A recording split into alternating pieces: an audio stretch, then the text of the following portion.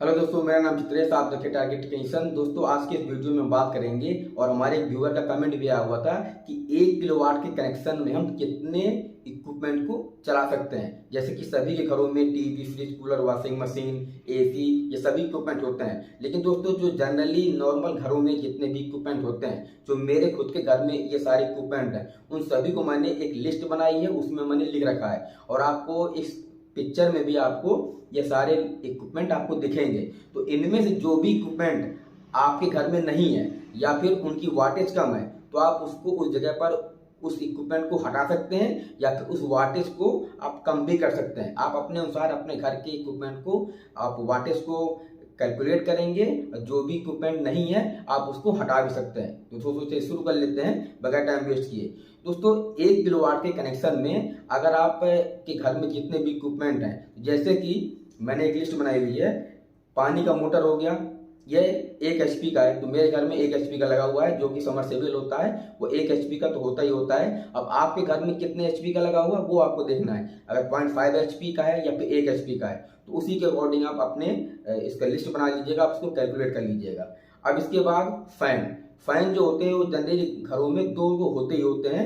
2 fan आपके होते हैं, तो एक फैन की जो वाटेज होती है वो 60 वाट की होती है। तो हमने यहाँ पर 2 फैन ले रखे हैं। इसके बाद दोस्तों वॉशिंग मशीन आता है। दोस्तों, सभी के घरों में वॉशिंग मशीन तो होता ही है और कोई भी अपने हाथ से कपड़ा धुलना नहीं चाहता है, तो यहाँ पर हमने वॉशिंग मशीन को भी ले रखा है। वॉशिंग मशीन जो हमारा होता है वो 200 वाट का होता है। इसके बाद कूलर कूलर दोस्तों सभी के घरों में होता है, क्योंकि एसी जो होता है वो काफी कॉस्टली होता है, उसका बिजली का बिल भी ज्यादा आता है, तो सभी लोग इसको अफोर्ड नहीं कर पाते हैं। तो मैंने यहाँ पर 200 वाट का एक कूलर ले रखा है, क्योंकि गर्मियां हैं तो गर्मी में तो कूलर आपका चलेगा ही चलेगा। इसके बाद दोस्तों टीवी टीवी लगभग सभी के घरों में होता है, वह चाहे एलईडी हो चाहे नॉर्मल टीवी हो। लेकिन मैंने यहाँ पर एलईडी टीवी ले रखा है, जो कि 50 वाट का मैंने ले रखा है एक। अब इसके बाद एलईडी बल्ब आपके घर में अगर लगा हुआ है तो आप एलईडी बल्ब को ऐड कर सकते हैं। अगर आपके घर में ट्यूबलाइट लगा हुआ है जो एलईडी वाला, तो आप उसको ले सकते हैं। तो मैंने यहाँ पर एलईडी बल्ब को ले रखा है, वो भी 3, तो यानी कि 9 वाट का अगर एलईडी बल्ब आपके घर में लगा हुआ है तो ये हो गया 27 वाट का। अब अगर हम इन सभी को काउंट करेंगे, इस सभी वाटेज को हम अगर जोड़ेंगे, तो हमारा बनेगा 1343 वाट। ठीक है, अगर इन सभी इक्विपमेंट को अगर आप जोड़ रहे हैं तो ये 1343 वाट का बनेगा। इसमें दोस्तों मैंने एक चीज तो मैंने छोड़ ही रखा है, जो कि सभी घरों में होता है लेकिन कुछ घरों में नहीं होता, जैसे कि मेरे घर में नहीं है। मिक्सर ग्राइंडर, यानी कि जो मसाला पीसने का, जूस निकालने का जो मिक्सर ग्राइंडर होता है, इसको मैंने इस लिस्ट में शामिल नहीं किया है, क्योंकि ये सभी घरों में नहीं होता है। तो यहाँ पर दोस्तों अगर आप इसको भी ऐड कर रहे हैं, अगर आपके घर में है तो अगर आप इसको भी ऐड कर रहे हैं तो आप इसको ऐड कर लीजिए, कोई भी प्रॉब्लम नहीं है। जनरली ये 300-400 वाट के होते हैं, तो आप इसको चाहे तो ऐड कर सकते हैं। अब अगर इन सभी को अगर आप काउंट करेंगे इसका वाटेज, तो ये 1343 वाट का होता है। अब यहाँ पर दोस्तों क्या हुआ, आपने जो कनेक्शन ले रखा है वह 1 किलो वाट का ले रखा है, लेकिन जो आपके घर का लोड है वह 1.3 किलो वाट हुआ। तो यहाँ पर दोस्तों अगर 1343 को अगर किलोवाट में कन्वर्ट किया जाए तो ये 1.3 होगा, लेकिन दोस्तों ये 1.3 नहीं होगा, ये 1.3 से ज़्यादा होगा, ये करीबन 1.4 किलोवाट होगा, क्योंकि 1343 है तो ये 1.4 किलोवाट में काउंट होगा।